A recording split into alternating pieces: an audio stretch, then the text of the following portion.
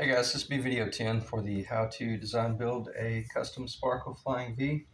And I'm not sure this is going to be a very informative video, so just bear with me because I'm not even really sure what I'm going to talk about. I started to do a video showing you how I glued the neck in and how I installed the fretboard, but I've covered that so much in other videos, as I had mentioned in video 9. I just want to get this guitar built because I'm going to be selling it.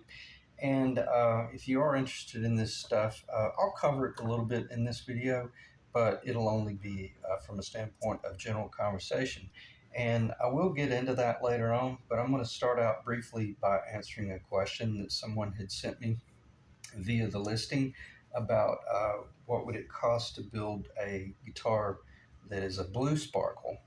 And I could do the blue sparkle, that's no problem, that'd be a lot of fun. And I have been considering doing the black sparkles as well as the blue, as well as even possibly some rally striped guitars like the multicolor. So just pick your favorite muscle car and the hood of that muscle car, and imagine that being a Sparkle Flying V, like a 69 Chevelle that's red sparkle with the black rally stripes. I've been wanting to do something like that, which I think would be crazy cool.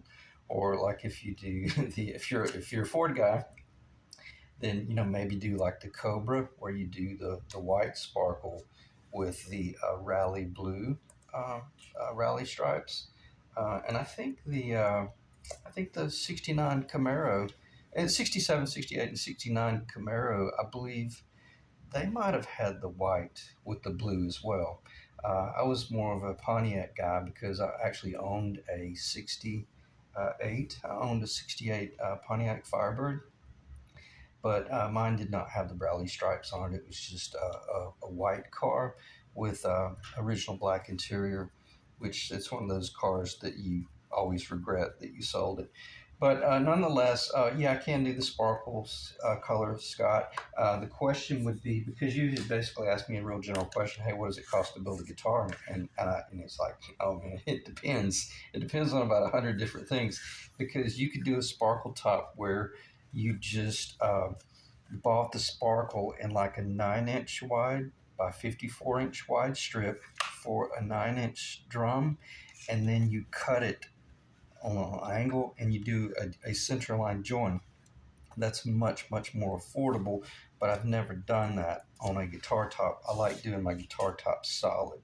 I think it's far more attractive, but it's much more expensive because you have to buy a basically one large sheet for like the bass drum, which is I think they're 24 by 54, or they may be 22 by 54, and those are getting up into the 200 range, I believe. It's really pricey. But I get my drum sparkle wrap from a company in Nashville called Drum Supply House. So it can be done, but it's almost impossible to give you a quote, or give anybody a quote for that matter, as to what it would cost to build a guitar, unless I knew exactly what the body wood was, the neck wood, the fretboard wood. Do you want me to install the tuners? Do you want me to finish the guitar? Do you want it polished and leveled frets, strung up? Do you want me to do the wiring? And I'm not being a smartass. I'm just saying there's just so many different variables.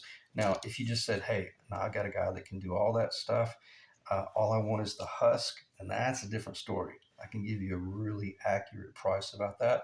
So just kind of keep that in the back of the mind, and let me know through the listing, and we'll go from there. So I'll get this off the shelf. One thing I will mention, I don't think I would recommend doing this, but I've worked with this sparkle enough to know that if you sand down, or if you take some lacquer thinner and you just keep wiping and wiping and wiping, you will remove every bit of that gold gel, and you will expose the foil underneath it. But I don't know if you would expose it enough that it's just clear foil, so that you could then come in with a tinted nitrocellulose lacquer in blue, okay, and possibly take this guitar right here, strip every bit of the gold off and shoot it with nitrocellulose blue. I don't know if that can be done. And I probably would not be interested in experimenting on this, but I wouldn't have a problem experimenting on something like this. I don't have any other colors, and yeah, I'm just going off the top. Let me mention this a little bit.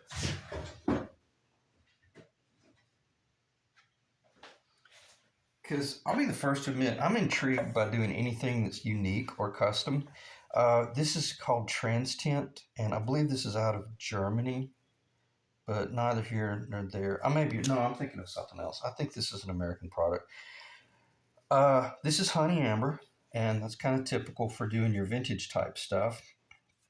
But you can get this trans tint in blue, red, pink, green, you name it. Just the palette is near limitless. So that's what I meant by you might be able to strip this, and I'm talking like this guitar right here. You might be able to strip every bit of this gold gel off the top and get this trans tint. This is about $30 for this, 30 to $35 by the time it's shipped. And then you mix it with your clear nitrocellulose lacquer, which is the clearest of clear chemical I've ever seen. And then you can change the color and go from there. So keep that in the back of your mind. I don't have a problem experimenting from time to time, but I would not be interested in doing that for a new client because it could really turn into a disaster. But I might fool around with something like that in the future, but it would probably end up being easier to just order one large sheet and commit to building 5 or 6 guitars in that particular color. So it can get expensive really fast is where I'm going with this.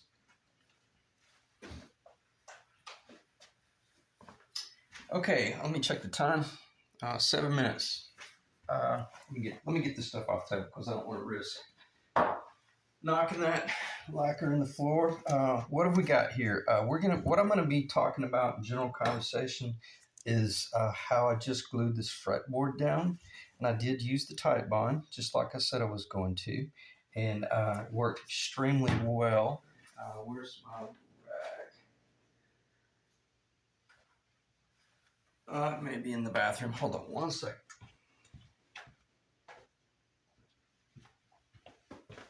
Well, never mind. Neither here nor there. Let me pause because I need to find this little cloth.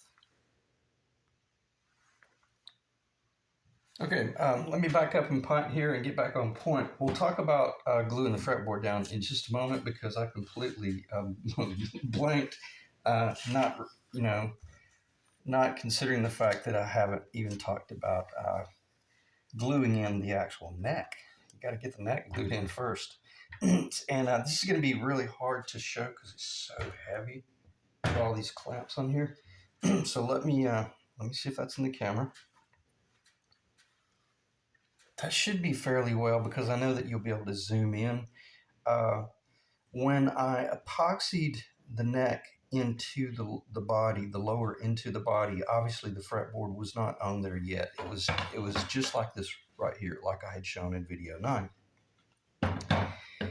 And the key is to do an actual drawing of that square area right there on your paper and mix up just enough epoxy to do a real thin skim coat on this surface here and on the internal surface there. And when I say thin, I mean paper thin. You do not want a massive amount of squeeze out.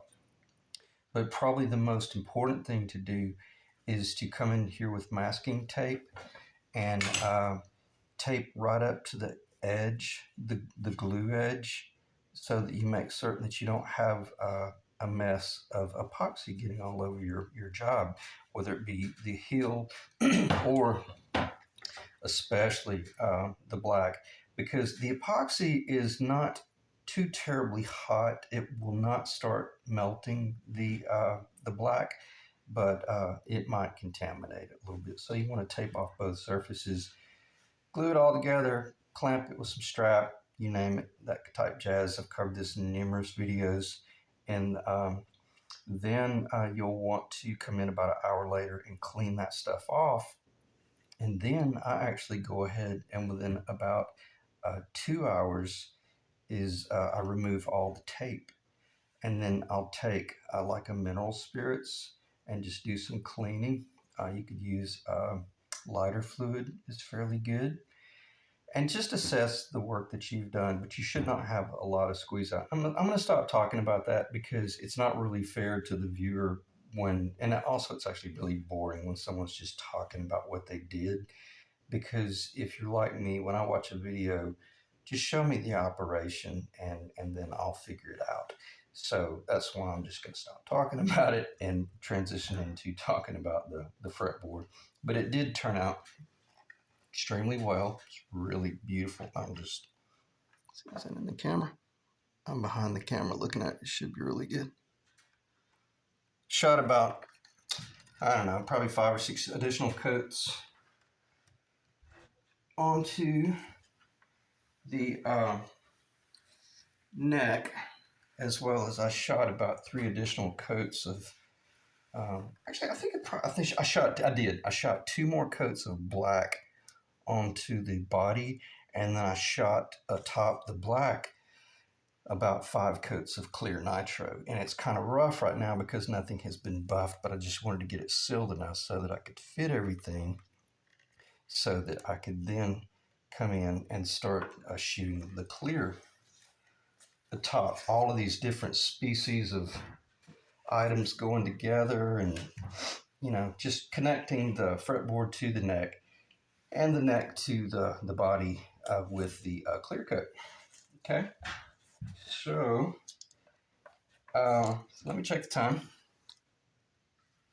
because I don't want this to be a really long video, but then again, if I'm going to do a video, I want to talk about building the guitar. So after you get the neck epoxied in, and before you did all that epoxy work, you had already crossed the threshold about getting everything aligned, even so much so that everything was dry fit. And you even laid your fretboard atop the lower surface, verified once everything was clamped and glued into place. Was it going to align? Was the trapezoidal path, PATH, from the nut to the 20? That's the on this guitar. That's the 18th fret location, and on down is that trapezoidal path going to perfectly align with the bridge. And if it didn't, whatever discoveries you made, you should have already corrected that in your heel. Whether you glued some shims on here or you did some cut work, relief work in the pocket in order to either move things from side to side or realign the center line. Okay. And the good thing about this guitar is when I did all the initial machine work, I used the Stuart McDonald templates, so I didn't have to fight that stuff. It just was perfectly aligned and it just slid straight in. So it worked out really well. Let me pause and get a drink of water because I've been doing some routing. I'll be right back. Okay, then after you got the neck epoxied in, obviously then you're ready to install the fretboard. And I typically let my lowers dry at least overnight. And I've mentioned this in past videos. Whenever I'm doing a job, if I know that I'm going to be doing some epoxy work that needs to be will be structural in nature, I try to do that work at the end of the day, or such that when I do it, I can put it over on a side table and let it dry overnight. Because I like the idea of having at least a minimum of about 12 to 14 hours between the work time. And that's exactly what I did. Epoxied in the neck, let it dry for a day or so, about probably a day and a half, and then was ready at that point to come in and verify all the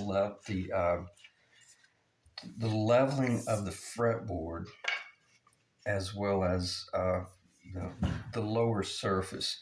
Is it diving down or is it curling up? And you should already know exactly what it is doing, if it's doing anything.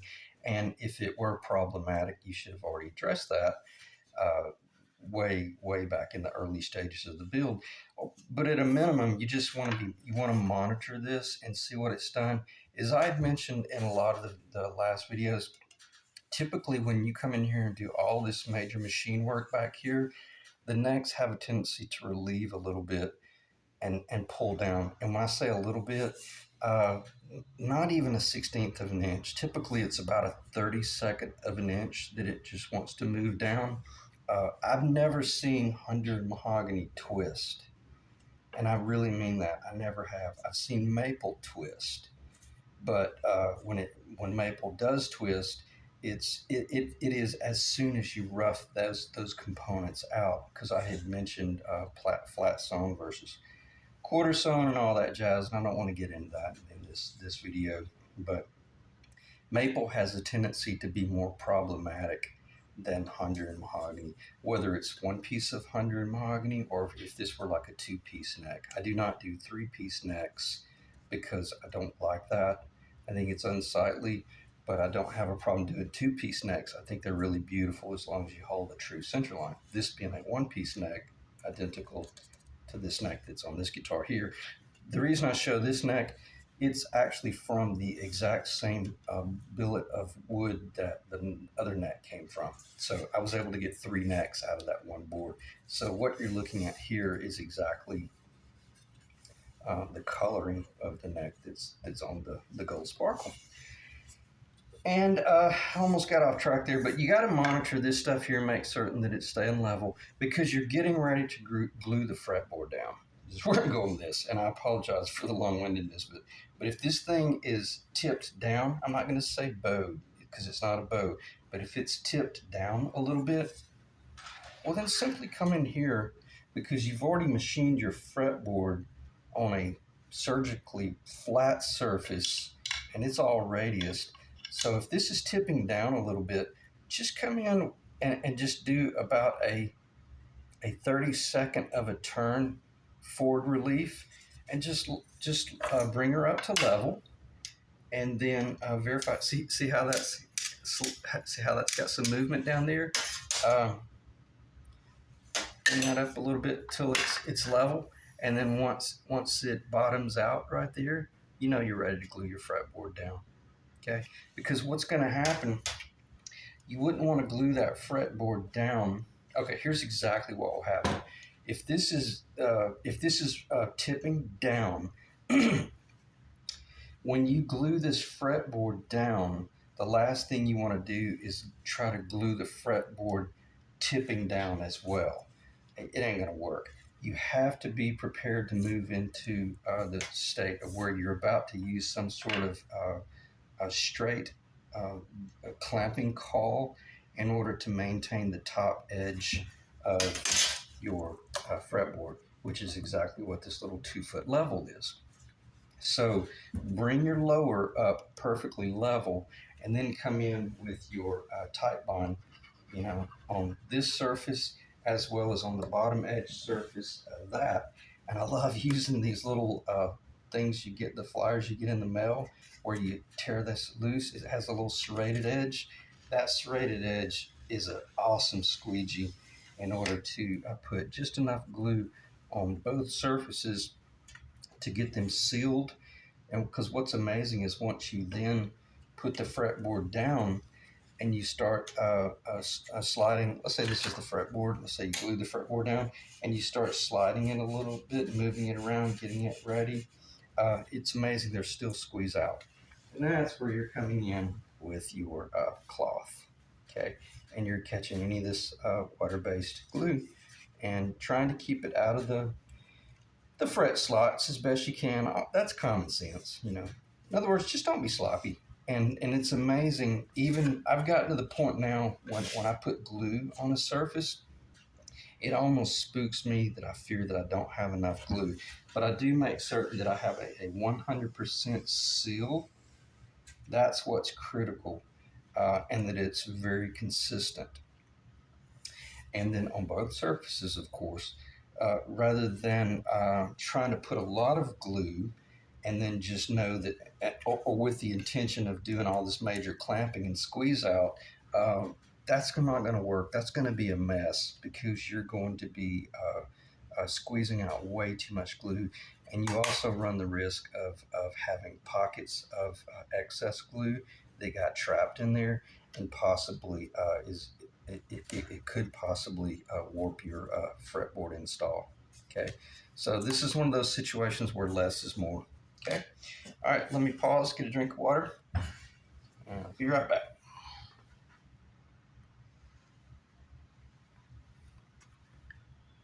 Okay, so at this point, you're just obviously making certain that your lower is a perfectly flat surface in order to receive your fretboard, which was radiused perfectly flat, and then is held perfectly flat along the center line top with a straight edge.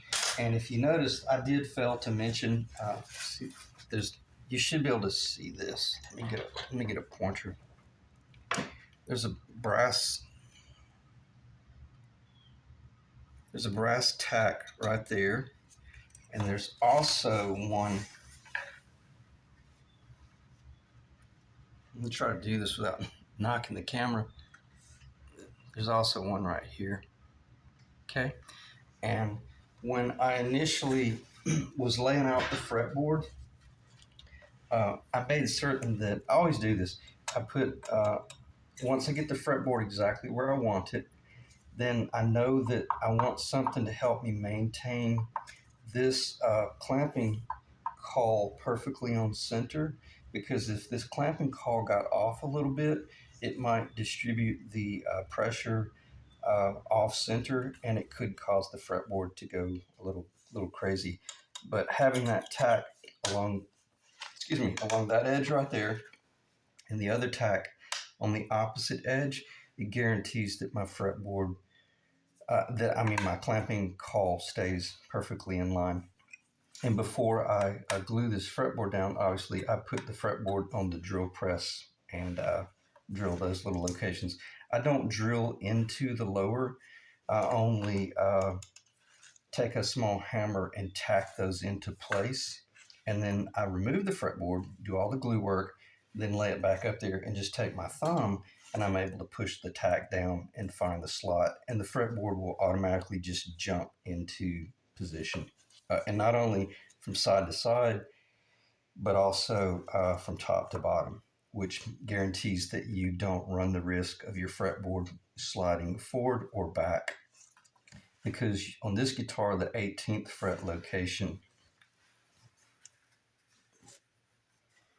see that 18th fret location is right there, which is perfectly over the body joint. If this were a traditional 50s flying V, it'd be the 19th fret location.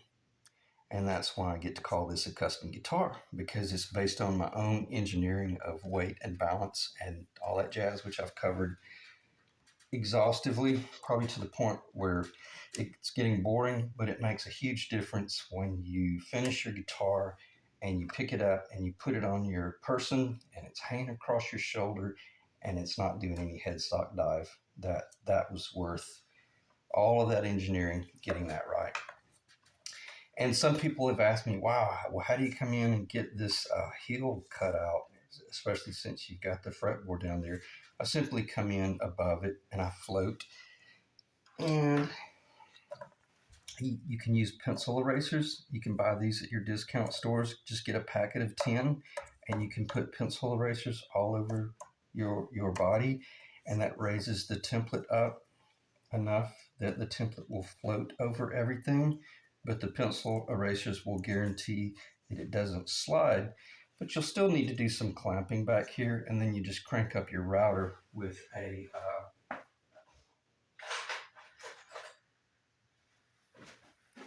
just an extended bit, and then now your routing template is up here, and then your bearing is much higher. And then I would take a Forstner bit to that first and relieve some of that. Don't get too don't go overkill with that, because you'll end up doing more damage. But then come in with this and route that out. Okay.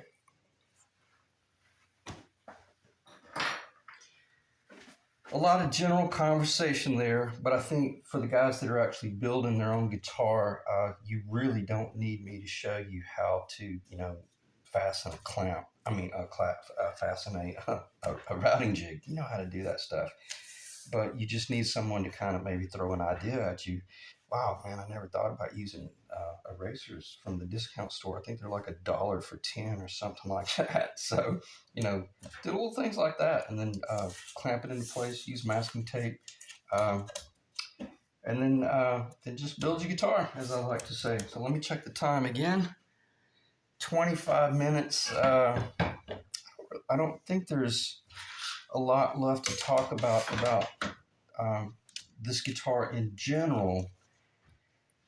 Well, actually, there is. There's a ton left to talk about, but I'm not going to because I'll cover it in future videos. But I really don't think there's any more to talk about as far as this guitar in itself, because I guess I got to get it finished, so I can update the listing and update the pictures and all that jazz, and hopefully be shipping it somewhere else than Alabama. So I appreciate you guys dropping in. I hope it wasn't a waste of time. I know it was some just general conversation and some general rambling, but I just wanted to kind of show you kind of what you can expect to see as you're building your guitar. But this little wet cloth, as these clamps are holding everything in place, you're gonna look up and you're gonna see like a little bit of squeeze out. The great thing about this is you can just come up and make certain to locate your clamps so that you have nice access to everything. You don't want any glue drying on here and having to come back and scrape stuff off. I'm not saying that I won't be sanding. I've already covered this. I'm not saying that I won't be sanding some of that lower right there, because I know I will. I'll be blending it in, and then I'll be touching up my neck down here with additional nitrocellulose lacquer. But there's no sense in contaminating it with a ton of glue, squeeze out. And also, by keeping your job really, really clean, you're able to just visually look up and ask yourself, okay, is everything staying on point, or is it possibly slipping off? Okay, that's kind of common sense. And if you're building a project like this, you guys are probably better a better woodworker than I am anyway. I know you're probably better using a router. I've mentioned numerous times I hate using a router, and I usually get myself in more trouble than it's worth. But nonetheless, that's your target. And once you get to this point, she's going to come together really fast. And the next thing will be frets, and I probably will do. I say probably, no, I know for certain. I'll be doing frets in the morning, and I might fire up the camera and do a video showing you how I go about doing the frets. Yeah, I think I will, because there's something fairly critical about starting your frets up here first, where everything's really solid, so that if your frets were too tight or too loose, you can make changes before you get out there in the floating area, where if you were too tight or too loose, you could really do irrecoverable damage to or irrecoverable problems that would surface later on when the neck starts bowing and stuff. So all right, I'll end the video there. Appreciate you guys dropping in. I know it's not very attractive, but usually when you're building a guitar, it's typically not very enjoyable unless it's just very moments throughout the build, and then it's usually not very attractive either. It's always just a taped up mess and a glued up mess, and it's dusty and all that jazz. So, but it's cool. It's very rewarding once it does come together. So appreciate you dropping in, and I'll see you guys in the next video.